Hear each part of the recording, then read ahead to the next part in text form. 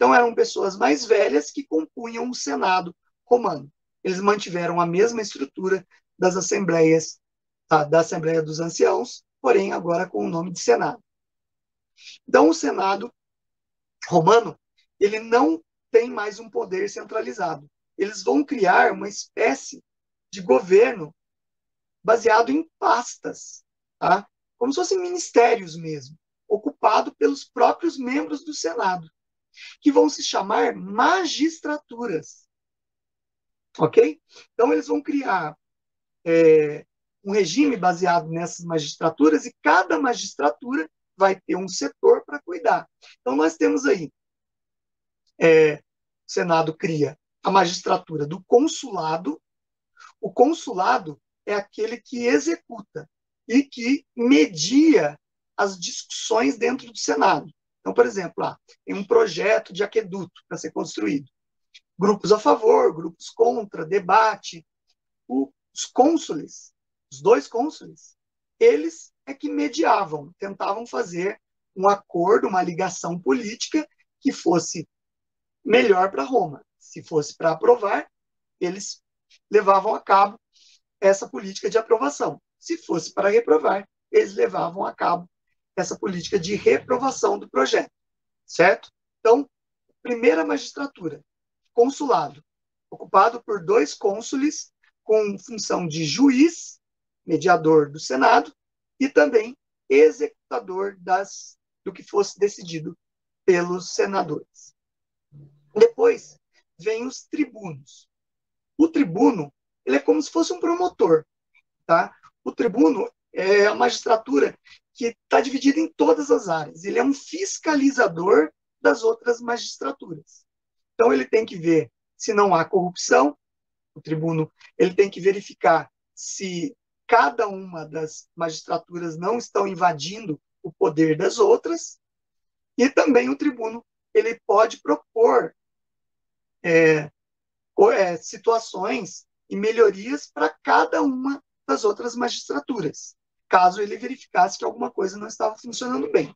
2 tribunos, 2 pastas de tribunos se destacaram, que é a pasta do tribuno militar, né, que vai ser uma espécie de comandante da área militar, também acima dos centuriões, e nós teremos também o tribuno da plebe. O tribuno da plebe vai surgir mais para o final do período da República Romana. O tribuno da plebe, ele vai ser num período de crise social em Roma, então eles criam o tribuno da plebe para poder defender e propor novas políticas para a plebe romana, para melhorar a vida da plebe romana, certo? Então vai ser posterior, depois a gente vai voltar na questão do tribuno da plebe. Depois nós temos a magistratura dos questores. O questor, vamos dizer assim, na pirâmide das magistraturas, o questor era a base iniciante, para aquele que quisesse, aquele patrício que compunha o Senado e que quisesse iniciar numa das magistraturas, os questores era a porta de entrada, vamos dizer assim. Então, os questores eles vão cuidar das questões financeiras de Roma. Só podia ser ocupado por patrícios, aprendizes de senadores, que tivessem até 32 anos. Então, portanto, muito jovens, para iniciar a carreira.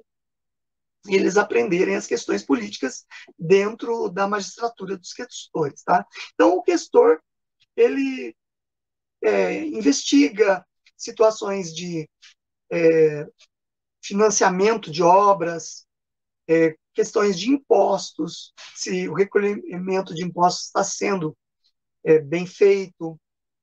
Ele também propõe verbas públicas para as outras diversas áreas, verifica toda essa parte financeira. Os questores, lógico, é uma pasta grande, tinha vários questores, ok?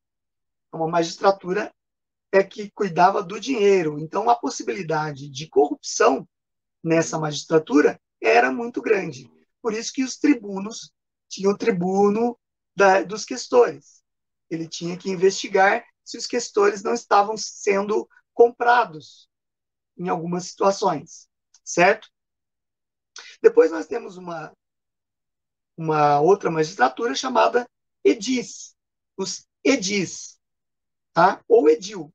Mas os edis, eles tinham uma função de garantir a manutenção e as obras públicas das cidades, principalmente de Roma.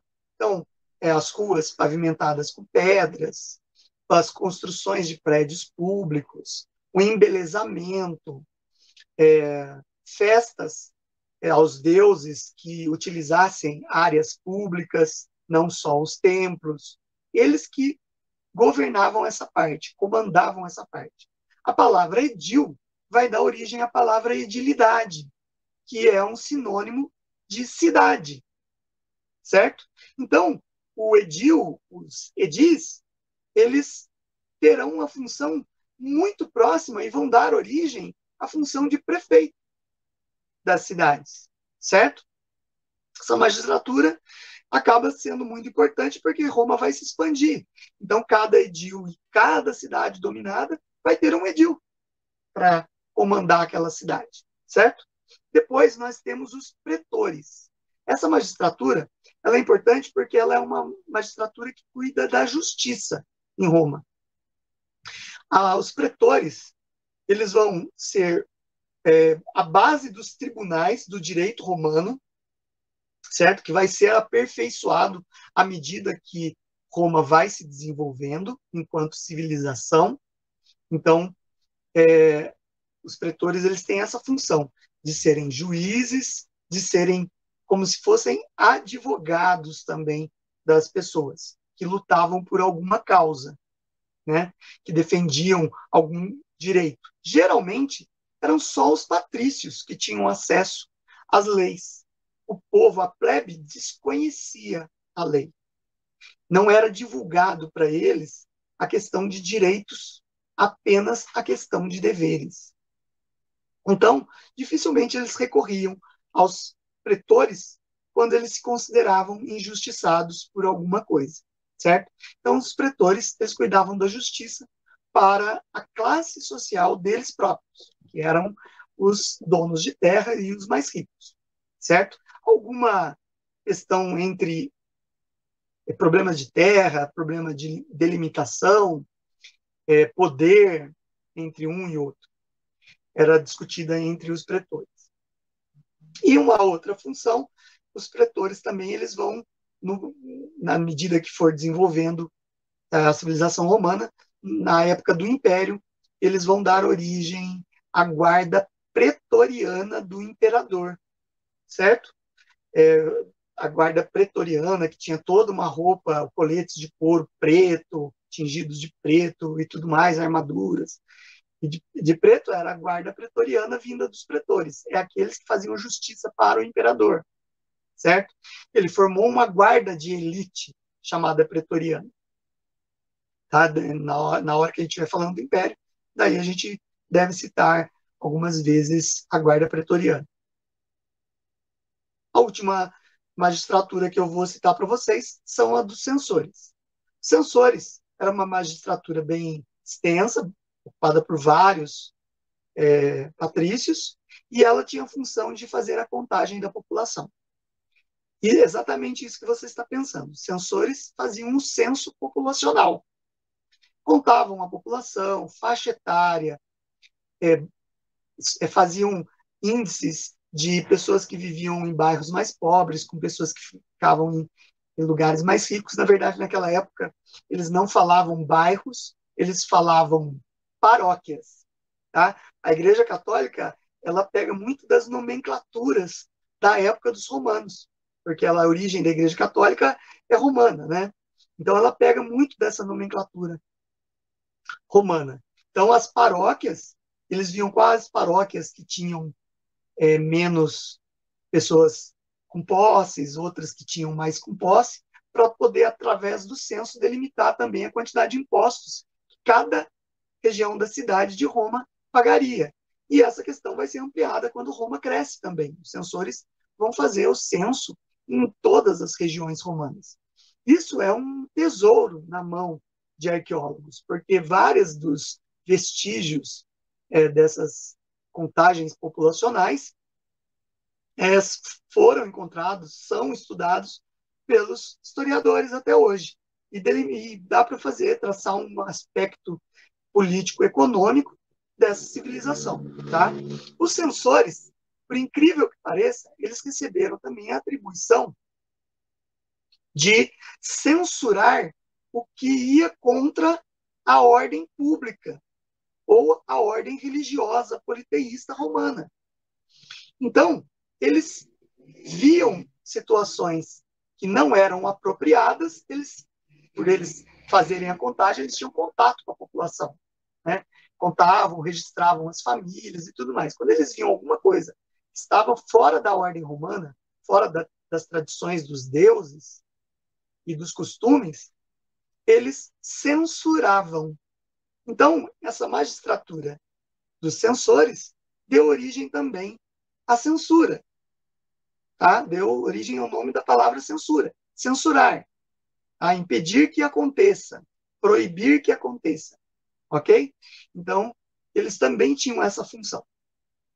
Bem, a República ela vai passar por um período de tranquilidade com essa organização bem estruturada que o Senado colocou. Então, a República Romana é um período de grande estruturação. Porém, os etruscos ao norte, que até então tinham vivido pacificamente na época da monarquia, vendo os seus reis governando, agora eles perderam o espaço, porque agora tinha patrícios no Senado que eram romanos, de origem romana.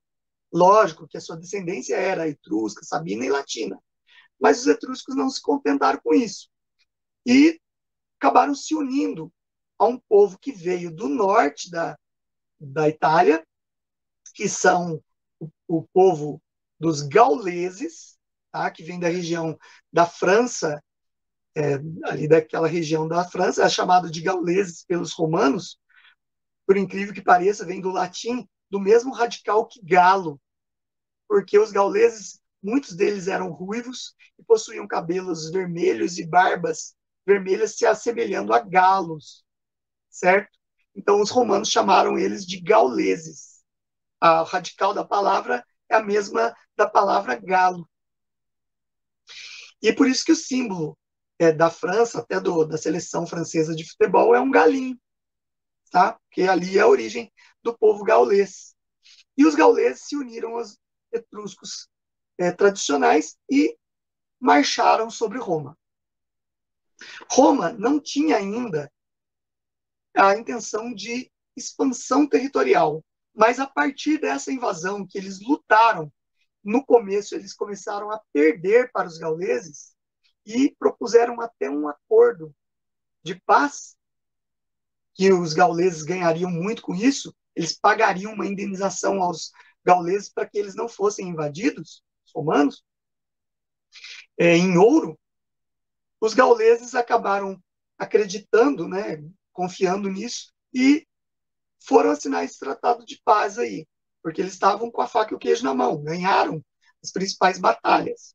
Só que os romanos, percebendo que houve uma desmobilização do exército gaulês, acabou pegando em armas e atacando os gauleses no momento em que eles estavam mais despreparados, desatentos. E com isso, até foi cunhada uma frase pelos generais romanos, que foi assim: Roma não se paga com ouro, se paga com ferro, ferro das espadas. Certo? E daí eles vencem os gauleses e estendem o território ao norte, tomando a Etrúria e também a Gália, que era a região dos gauleses. Certo? E daí eles tomam gosto pela coisa, começam o expansionismo romano durante a República. Primeiramente na Península Itálica. Depois depois que eles vencem os gauleses e tomam a região norte da Itália e a região da França, eles vão marchar para a Magna Grécia, o sul da Itália. Eles tomam a região sul da bota italiana e vão tomar também a ilha da Sicília. Só que lá na ilha da Sicília tinha uma cidade chamada Siracusa. Essa antiga colônia grega, ela também tinha uma grande população de fenícios, porque houve colonização fenícia naquela região. E os fenícios deram origem a uma civilização no norte da África, que são os cartagineses, cidade de Cartago, uma grande civilização poderosa no comércio, que dominava todo o comércio marítimo no mar Mediterrâneo, até então. E eles tinham uma grande população de cartagineses na cidade de Siracusa. Quando Roma toma a cidade de Siracusa, até então, Roma conhecia os cartagineses, tinha até uma relação de comércio com os cartagineses e de paz. Porém, quando eles tomam Siracusa, é o momento dos cartagineses partirem para a guerra. E daí nós temos um momento importante da história da República Romana, que são as Guerras Púnicas. As Guerras Púnicas é um período grande aí da civilização romana, que vai de 264 a.C. até 146 a.C., certo? É o período das Guerras Púnicas. 264 a.C. a 146 a.C. Ah, professor, então foram quase 100 anos praticamente de guerra? Não, existiram períodos de paz.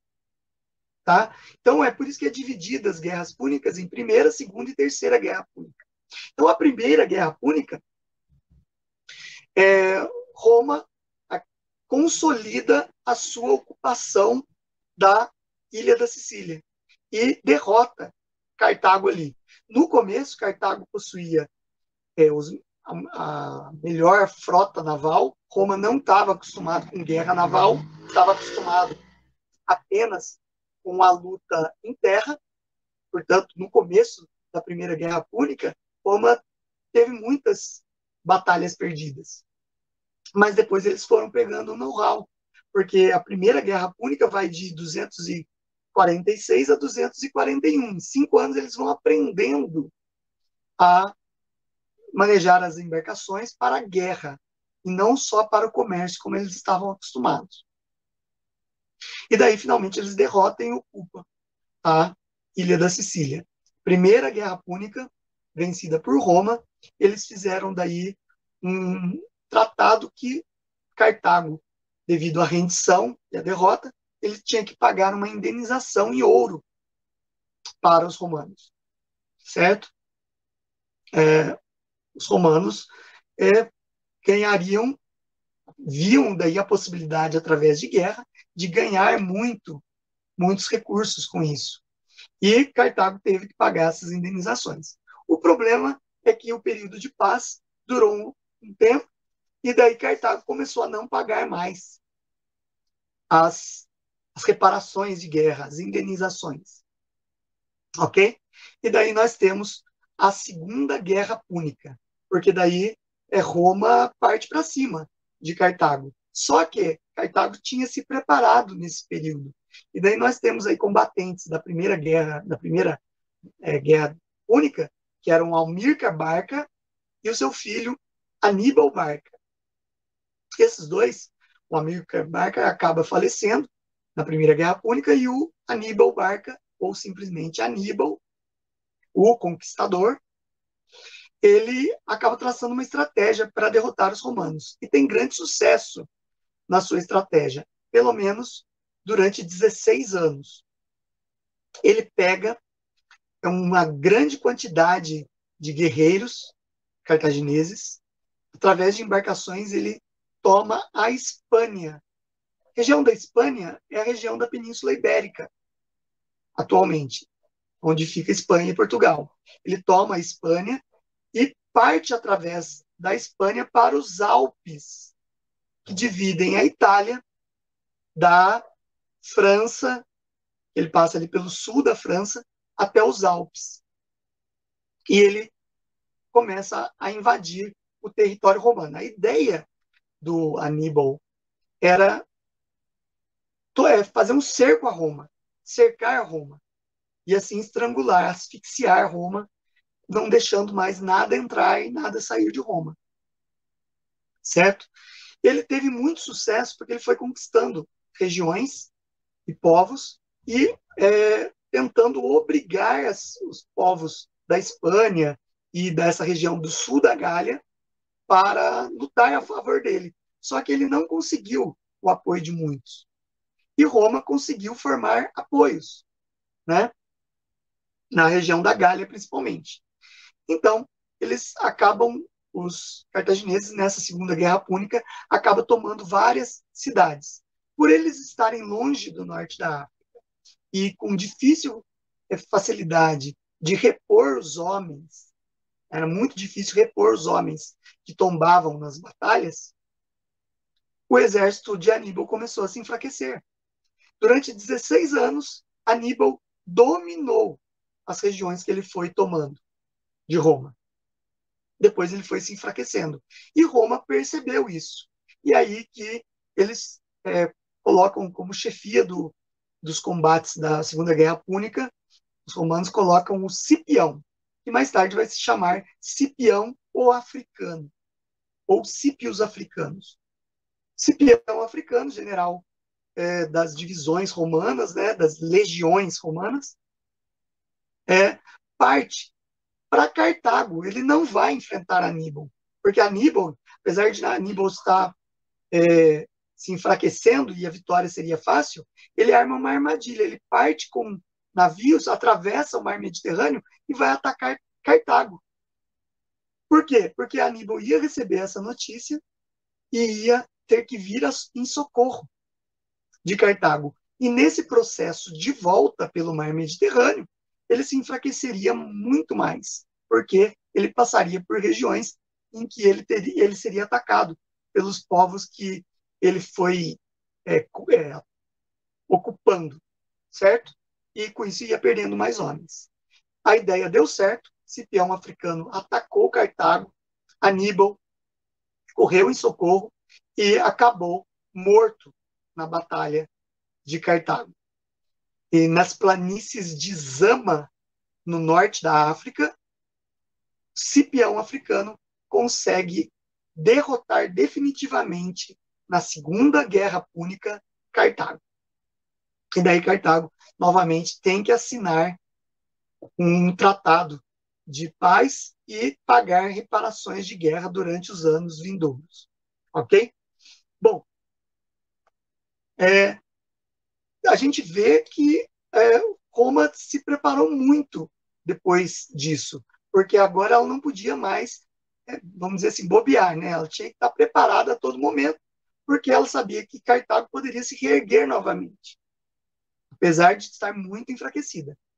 As guerras tinham lacunas muito grandes de paz, de épocas de paz, e nessas épocas de paz, novamente Cartago começa a se reerguer e dá origem à Terceira Guerra Púnica, que vai de 149 a.C. até 146 a.C. É aí que Cartago não estava mais preparada para enfrentar a grande força militar que Roma tinha.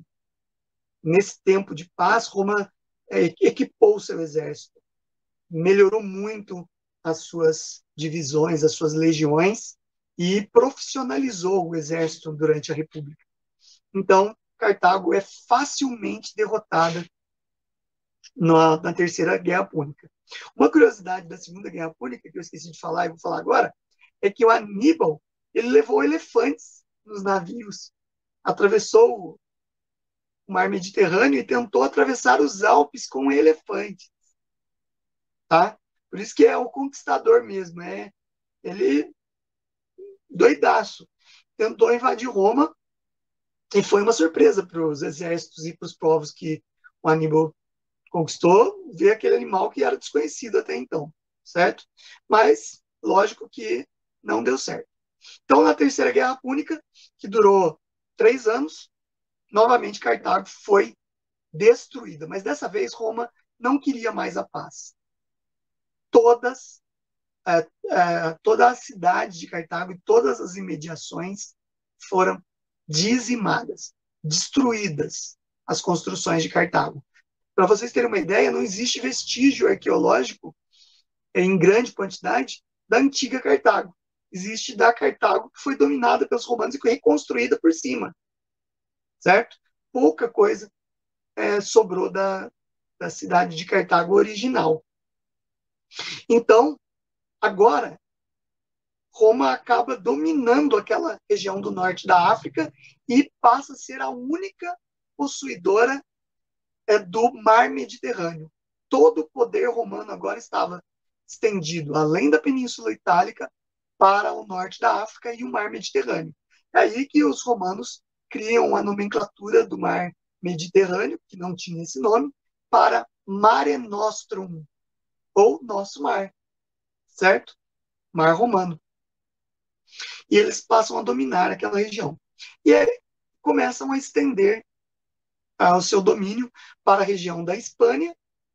Eles dominam a região da Península Ibérica, começam a fazer várias incursões e ao longo dos anos eles vão tomando aquelas regiões, formando províncias romanas, trazendo pessoas de Roma para governar essas províncias e formando uma elite das províncias locais que apoiavam Roma. E com isso eles formam classes políticas daqueles povos dominados que acabavam cooptando com Roma, facilitando assim o comando, o domínio e a paz desses povos, para evitar rebeliões em regiões do império, do domínio territorial romano, certo? E aí se dá um período de grande riqueza durante o Senado romano. A gente tem aí o maior afluxo de riquezas se dirigindo para Roma. Todas as regiões conquistadas, eles levaram ouro, prata, pedras preciosas, riquezas comerciais, madeira, tecidos, tudo que era produzido nas regiões conquistadas começam a ser levados para Roma, e Roma tem um boom econômico muito grande, se enriquece muito. Aquela classe patrícia, que era uma classe rural, dona e proprietária de terras apenas, ela se enriquece muito nesse período, porque ela que vai bancar as expedições militares e vai trazer muita riqueza para Roma. Outro ponto de consequência das guerras púnicas também foi que uma grande quantidade de escravos, homens, mulheres e crianças, foram levadas para Roma e também foram escravizadas em seu próprio território, ok? Formando uma classe gigantesca de escravos. Lembram que eu falei na pirâmide social que os escravos não eram uma classe tão grande? Durante esse período pós-guerras púnicas, passa a ser a maior classe de Roma, a classe dos escravos. E como agora tinha muito escravo executando muitas funções, começou a faltar trabalho remunerado para os plebeus, gerando uma crise social. Os plebeus, que trabalhavam como colonos nas terras dos patrícios, foram destituídos disso, porque agora os patrícios tinham uma grande quantidade de escravos, colocavam os escravos, trabalhavam gratuitamente para eles nas suas terras, certo? Então isso vai gerar uma crise social muito grande, os plebeus acabam se empobrecendo cada vez mais, já eram pobres, se empobrecem cada vez mais e acabam adquirindo dívidas com os patrícios e até com os clientes. E daí eles acabam formando um grupo social muito grande também, que são os escravos por dívidas, certo?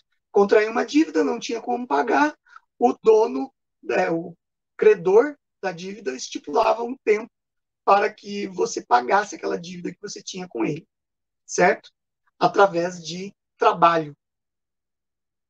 É lógico que o credor acabava tendo que alimentar e dar lugar para esse escravo por dívida ter que viver, que era oriundo da classe dos plebeus, ok? Outra consequência também foi que o exército romano ganhou grande poder com as batalhas. Os soldados romanos, eles começaram a ter acesso aos espólios de guerra, né? Quando eles invadiam moradias e barbarizavam, vamos dizer assim, atacavam esses povos, eles acabavam pegando algumas riquezas para eles também, certo? E o exército acaba ficando como uma classe muito rica e poderosa politicamente para Roma, se tornando até um poder paralelo que interferia no poder político do Senado em algumas vezes. O Senado tinha que agradar a classe militar para que ela não se tivesse o afã de tomar o poder, por exemplo, em Roma. Você vê que a política ela começa nessa época com esse desenvolvimento econômico, militar, social, a complexidade começa a tomar uma conotação de grande de profundidade política, né? Várias vertentes começam a influenciar a política de Roma, que começa a criar castas, grupos opositores, grupos situacionistas, grupos políticos radicais dentro do Senado romano. Uns a favor da guerra, outros a favor de uma paz controlada, e assim vai. Então, Roma passa a ser muito complexa no período da República Romana, certo? Bom, como eu falei para vocês, a gente tem aí problemas sociais começando a formar em Roma, né? Essa classe dos escravos que vinham da classe dos plebeus, que passam a ser escravos por dívidas, começam a fazer revoltas em Roma. Revoltas populares, destruindo coisas, matando pessoas, para poder ter seus pedidos, que eles achavam que eles estavam sendo injustiçados, porque se Roma enriqueceu, por que que eles também não enriqueceram junto com Roma? Ou não tiveram suas vidas melhoradas? É aí que se cria que o Senado romano, preocupado com essa emergência de várias revoltas, várias rebeliões, cria o tribuno da plebe, essa magistratura do tribuno da plebe. O tribuno da plebe, ele vai fazer várias leis. Inicialmente, o que os tribunos da plebe vão fazer? Vão fazer leis que tentavam atenuar as revoltas dos plebeus, que era a lei das 12 tábuas. A lei das 12 tábuas ela é muito importante, ela cai em vestibulares e tudo mais, porque ela sistematiza todas as leis romanas em um só código, e ela também começa a divulgar o direito das classes menores, das classes menos favorecidas, para eles próprios. Então, por exemplo, a lei das 12 tábuas, que eram 12 tábuas de bronze, colocadas em locais públicos, como o mercado romano, o fórum romano, as praças, eram colocadas essas tábuas com as leis para que todos os romanos viessem a conhecer. Isso foi muito importante, porque aquele plebeu começa a conhecer que tinha direitos, e não só deveres, certo? Porém, muda-se muito pouco na, na, na melhora de vida dos plebeus. E daí eles os tribunos da plebe começam a criar algumas leis atenuantes, as leis licínias, que permitiam o casamento entre classes sociais, e assim emergia uma família de plebeus para uma classe mais rica, caso um rico romano da classe dos patrícios se apaixonasse por uma plebeia, né? E assim aquela família teria uma ascensão social. Tá? Mas isso era raríssimo acontecer. Era muito raro. E os patrícios tinham muito poder econômico para comprar quem eles quisessem. Certo? Então eram leis apenas para atenuar. É aí que vai surgir os irmãos Caio e Tibério Graco, dois tribunos da plebe. O Caio Graco ele vai criar a lei Lex Agrária, lei agrária, na qual ele tentava fazer com que cada senador, cada patrício que possuísse mais de 320 acres de terra, olha que 320 acres de terra era muita coisa, que possuísse mais de 320 acres de terra, o que passasse de 320 tinha que ser dividido e redistribuído entre os plebeus. Seria uma reforma agrária, a lex agrária. É lógico que vai descontentar os patrícios, né? Porque, na verdade, não era por merecimento, né? Era por assistencialismo social, você dar essas terras. Muito professor doutrinador em escola usa isso para falar, olha, você vê, reforma agrária, o pobre, o coitado, tem que ter a terra dos ricos, né? Para justificar a invasão de propriedades. É uma babaquice, uma palhaçada, uma doutrinação sem sentido. Trazer esse anacronismo para a época de Roma, certo? Mas o fato é que foi instituída a lex agrária, mas muitos generais do exército eram donos das terras. E para fazer esses donos generais aí que tinham as tropas nas suas mãos cumprirem a lex agrária. Então ela, na verdade, era uma lei que dificilmente era cumprida. E o Caio Graco acabou morto, certo? E o Tibério Graco, seu irmão, eu posso até ter confundido qual que veio primeiro, mas criou a lei frumentária, 12 anos depois do irmão. A lei frumentária, ela dizia sobre o trigo. E todo o trigo tinha que ser produzido nas terras dos patrícios, uma parte tinha que ser, metade do trigo, tinha que ser distribuída aos pobres, né? Como se fosse uma cesta básica para os pobres. Só que, lógico que isso traria prejuízos para a classe dominante, e não foi aceito. Também esse tribuno foi morto depois do irmão. E as leis deles, a lex agrária e a lei frumentária vem de frumento, que é a palavra que dá origem a trigo, que dá também origem à palavra fermento, certo? Fermento com base de trigo. E assim, os dois foram mortos e as leis foram revogadas, iniciando um novo período de revoltas em Roma. Revoltas violentíssimas. É neste período, por exemplo, que acontece a revolta do escravo e gladiador Espartaco. Espartacus, né? Espartaco, ele era um escravo gladiador, ele acaba se revoltando e fazendo com que a classe dos gladiadores lutassem contra Roma. E, por incrível que pareça, ele formou um exército que somou-se à plebe, os homens da plebe revoltados se somaram ao exército de Espartaco, mais ou menos no ano 73 a.C., e eles formaram um exército de 120 mil homens. E tiveram várias batalhas vitoriosas contra o temível exército romano. Só que Roma acaba se organizando, né? E acaba, até o Licínio Crasso, que vai compor um dos triunviratos, do primeiro triunvirato, acaba comandando e vencendo os 120 mil do exército de Espartaco. Daí o Espartaco ele tenta ainda negociar uma paz, mas não foi aceita por Crasso. Então eles tinham que lutar até a morte. E assim foi. O exército romano dizimou todo o exército de Espartaco, reservando 6 mil que permaneceram vivos, inclusive Espartaco, para serem crucificados ao longo da Via Ápia. Tá? 6 mil crucificações de revoltosos da revolta de Espartaco. E assim ele esmagou a revolta e o Crasso ganha grande moral entre o exército romano e entre os políticos romanos.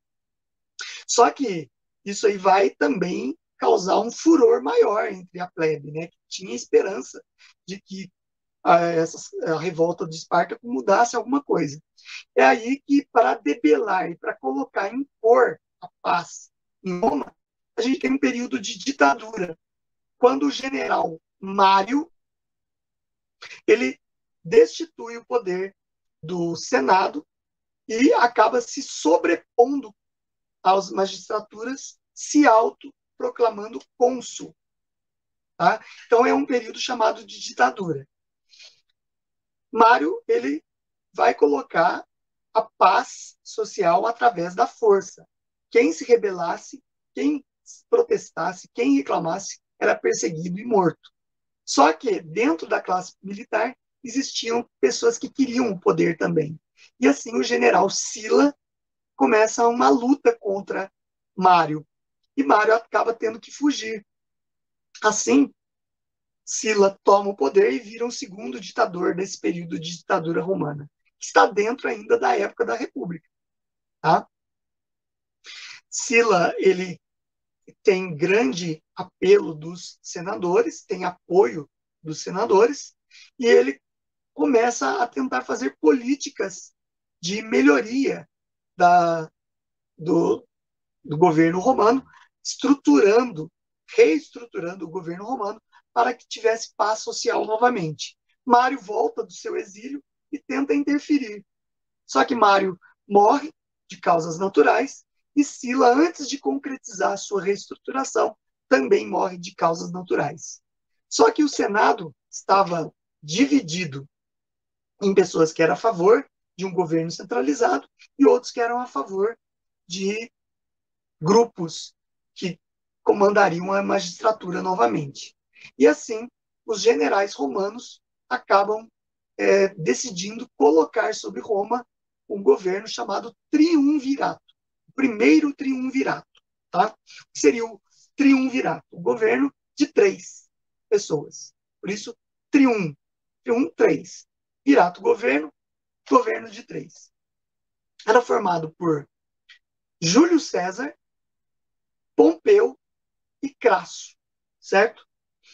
O Júlio César ficaria com o comando da região da Gália e da Espanha.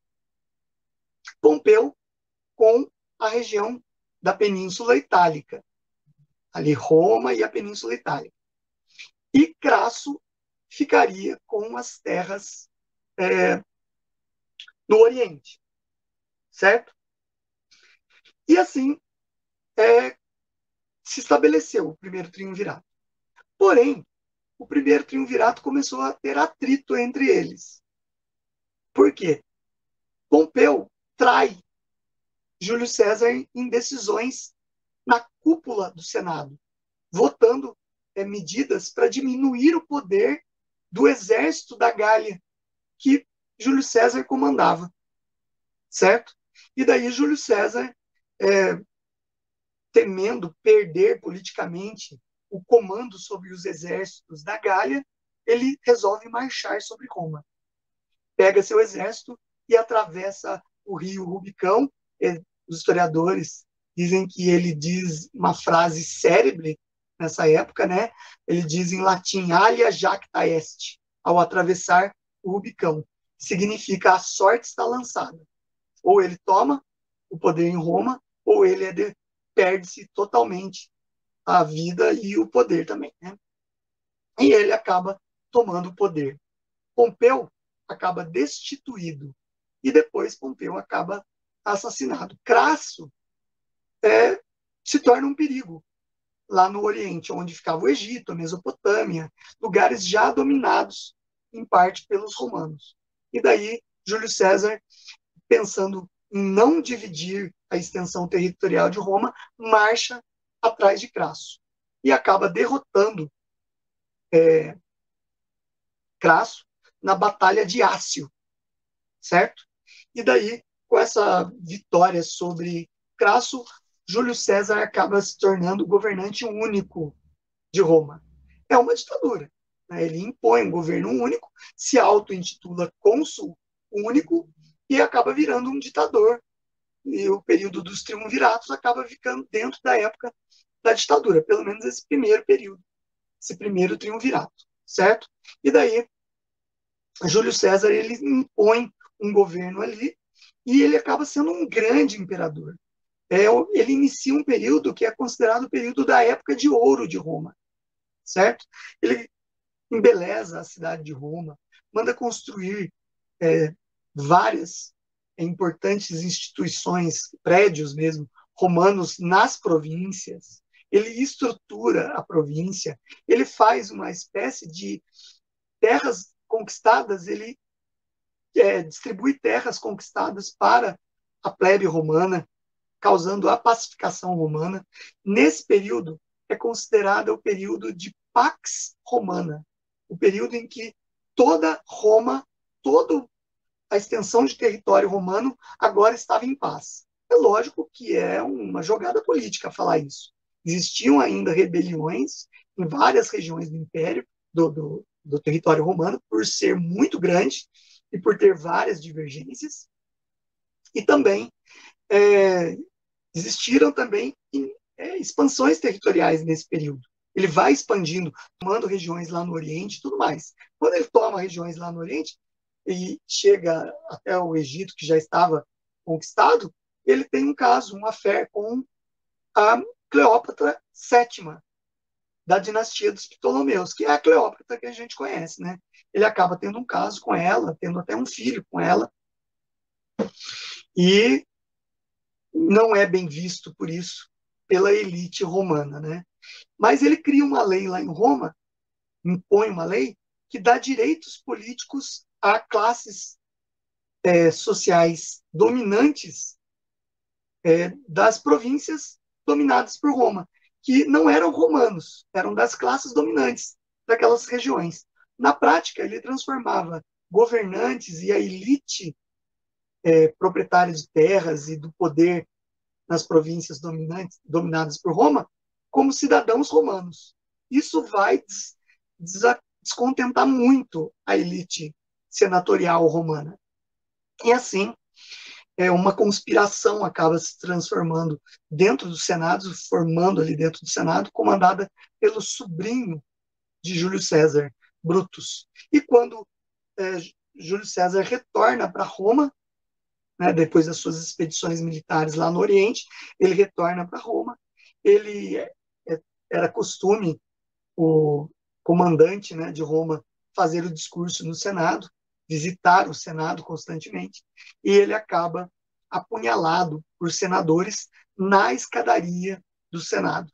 Inclusive, Brutus, seu sobrinho, apunhala ele várias vezes. Até surge aquela frase que fala que ele olha para Brutus e fala: até tu, Brutus. E ele acaba morto. Fato é que tinha grupos de senadores que eram a favor de Júlio César. E a morte de Júlio César de forma brutal acaba dividindo ainda mais o Senado romano. E daí tem a formação do segundo triunvirato. O segundo triunvirato foi formado pelo sobrinho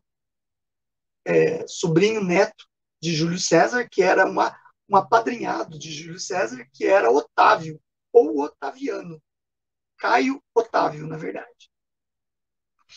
Então, o Otávio forma o triunvirato junto com Marco Antônio e Lépido, certo? E, novamente, a região romana é dividida em várias terras.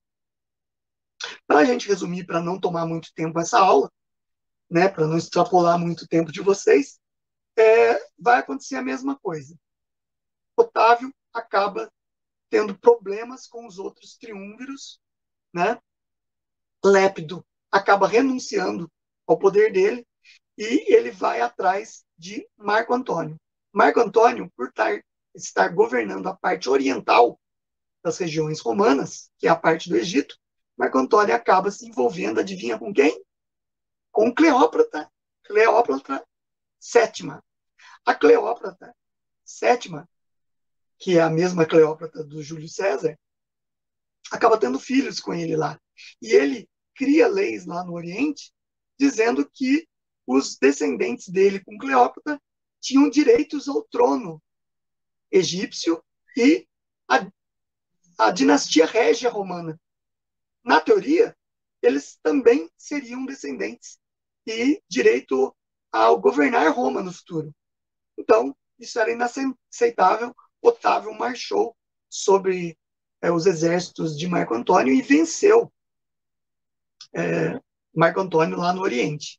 Marco Antônio e Cleópatra cometeram um suicídio e não se sabe o que foi feito dos filhos dos dois. Ok? Bom, era costume romano você assassinar os filhos de um usurpador. Então, provavelmente, eles foram assassinados ao fio da espada.